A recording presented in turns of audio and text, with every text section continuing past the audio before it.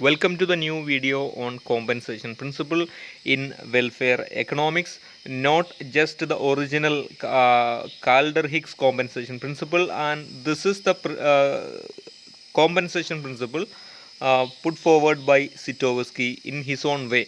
He put forward his own double criterion of uh, social welfare that is also part of the compensation principle, and he also believed in the compensation to compensate losers uh, if an economic change causes somebody better off and somebody worse off.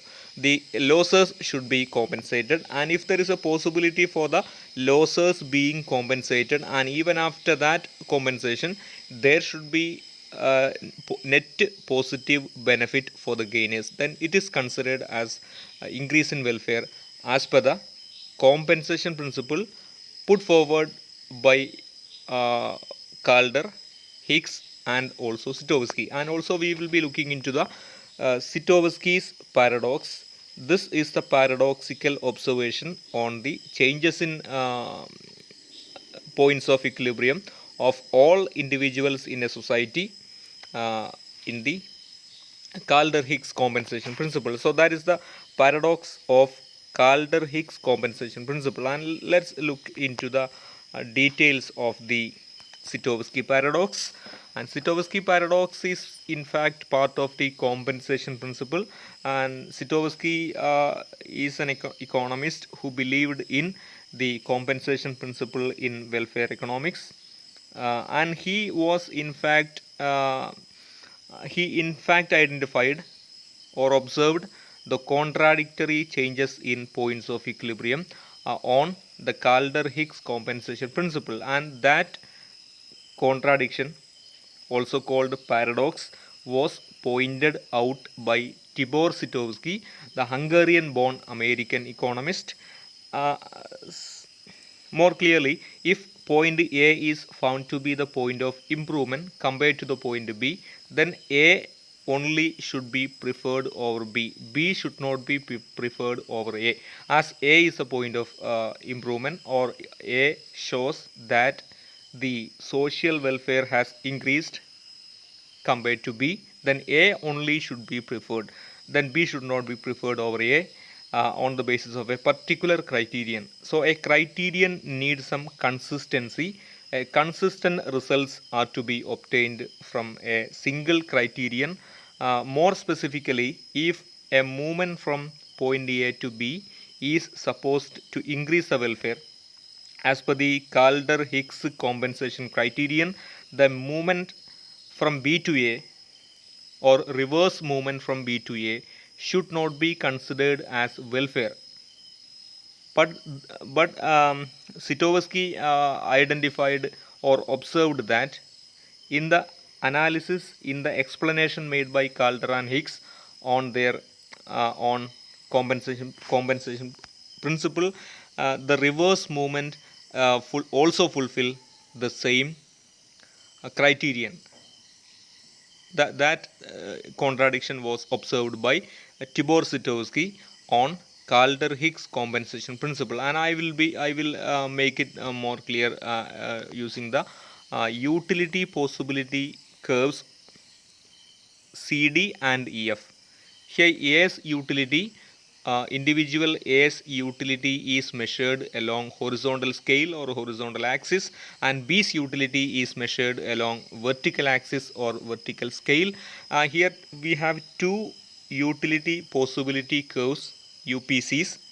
CD and EF are the utility possibility curves that intersect each other. So initially both individuals, individual A and individual B, are in equilibrium at point G. G is on the utility possibility curve of CD. So G is the initial point on which both individuals A and B are in equilibrium, and their point of utility is measured at that point, and with Suppose a policy change has happened in the economy. That policy change causes for the shift in utility possibility curve to curve from CD to EF. There is a change in uh, utility possibility curve due to the economic policy change adopted by the governments. That could happen in the real world as well. So new utility possibility curve was uh, drawn, that is EF. So EF is the new utility possibility frontier. So here with this change, both individuals utility move from G to H. So H is on the new utility possibility curve, that is on EF. So new point of equilibrium of A's and B's utility is on point H. Here what happened to the utility of both individuals A and B?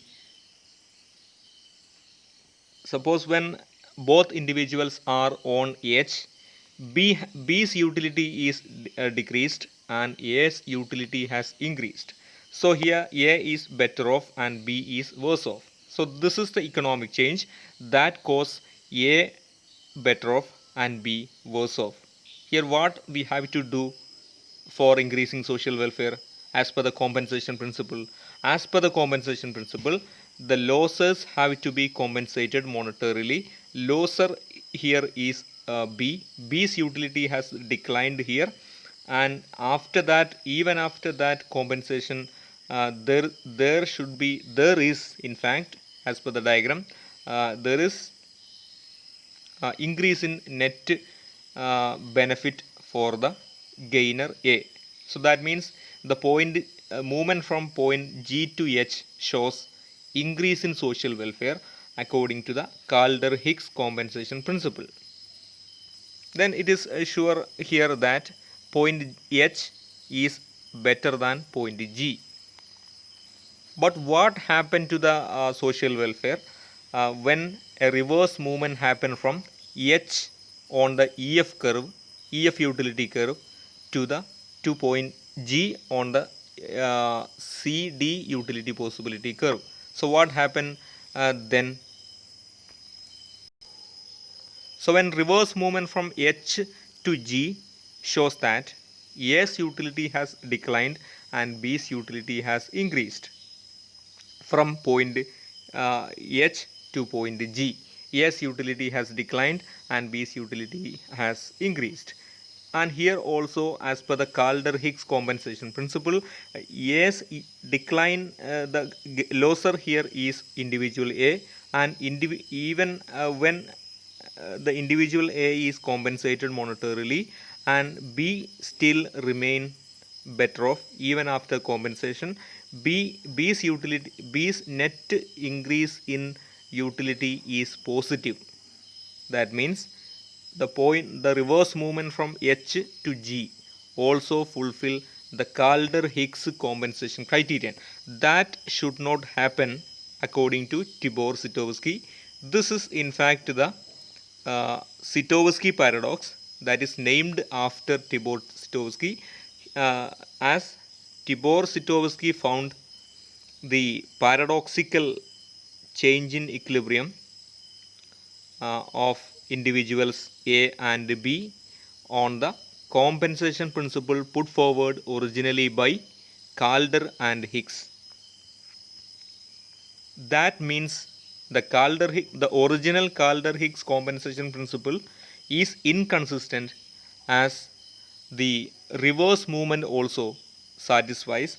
Reverse movement from H to G also fulfills the increase in welfare as it fulfills the Calder-Hicks compensation criterion. So this should not happen. This is in fact a paradox. So in order to avoid this paradoxical observation, in order to avoid this paradox, Tibor-Sitowski introduced his own double criterion of social welfare. This is in fact also part of the compensation principle. Compensation principle is in fact the economists, the three main economists associated with compensation principle are Nicholas Calder, J.R. Hicks, and Tibor Sitowski. Sitowski was in fact trying to modify the original Calder-Hicks compensation principle by introducing a double criterion of welfare for avoiding the contradiction or paradox found in the movement from one point to another point, and reverse movement from that point to the original point. So let's look what is the double criterion. There are two criteria are in fact suggested by Tibor Sitowski for fixing the paradoxical issue of Calder-Hicks compensation principle. Let's look both criteria. First criterion put forward by Sitowski is the movement from one position to the other position. That means movement from one point of equilibrium to the other point of equilibrium must fulfill the original Calder-Hicks compensation criterion. What we all know the criterion, that means an economic change that cause somebody better off and somebody worse off, and the losses or the people who worse off are to be compensated, and even after that compensation there should be positive net benefit for the gainers. Then only the welfare is supposed to increase after an economic change or policy change. This is the first criterion. Normally the Calder-Hicks criterion should be satisfied when there is an economic change moving from one point to another point. Second criterion is non-fulfillment of the reversal test. When that means there should not be any paradox in the social welfare criterion. Suppose I will make it clear specifically. Suppose the movement from point A to B is considered as welfare as per the Calder-Hicks compensation criterion. That is the onward movement from one point to another point as per the particular criterion of Calder-Hicks compensation principle. And when reverse movement from B to A can also be considered as welfare as per the same criterion. This is in fact the paradox. This paradox should not happen. That is why Sitowski introduced double criterion of social welfare.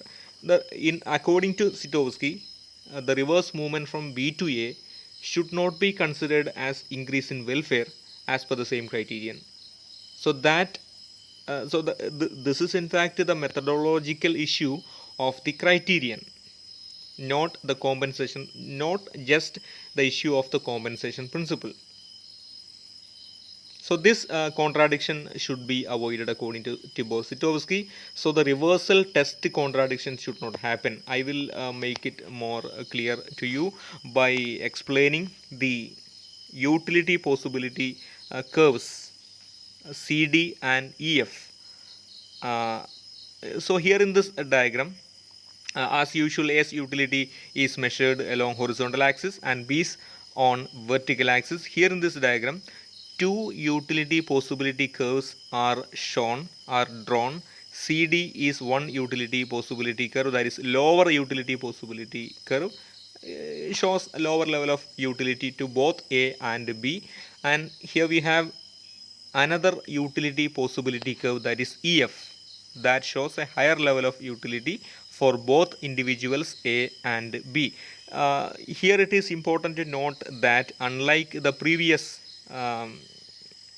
issue of Sitowski paradox found on Calder-Hicks compensation principle, these two utility possibility curves are not intersecting each other. These are lying two independent, two different utility possibility curves having no intersection each other. Here it is obvious that a movement from lower utility possibility curve to a higher utility possibility curve will surely increase the social welfare. There is no question about that. And the reverse movement from higher utility possibility curve to a lower utility possibility curve will not fulfill the Calder-Higgs compensation principle. And that means the reverse movement cannot be considered as increase in welfare. That is considered as decrease in welfare for sure. So this is the way in which double criterion of Sitowski is presented. Suppose initially both individuals are in equilibrium at point G, that is on the utility possibility curve CD, that is the lower utility possibility curve, and G is the point of equilibrium in the initial stage. Suppose an economic change has happened, a policy change has happened. Due to that economic change, the movement is from G to H. H is on the higher utility possibility curve. That means the economic change causes for the increase in welfare. This movement from G to H shows the double criterion, as the two criteria are fulfilled when movement from G to H and reverse movement from H to G. One thing is that the basic Calder-Higgs compensation principle should be fulfilled with this movement from lower utility possibility curve to a higher utility possibility curve. Surely the utility of the society will increase. And the second criterion of the Sitowski double criterion is that the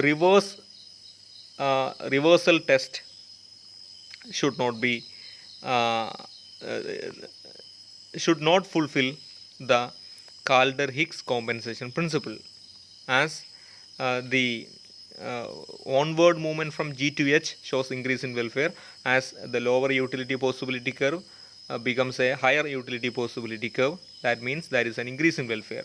But the reverse movement from H to G back to G is decline in welfare, unlike the original Calder-Higgs compensation principle. So this is the double criterion put forward by Sitowski to fix the issue of the Calder-Higgs compensation principle.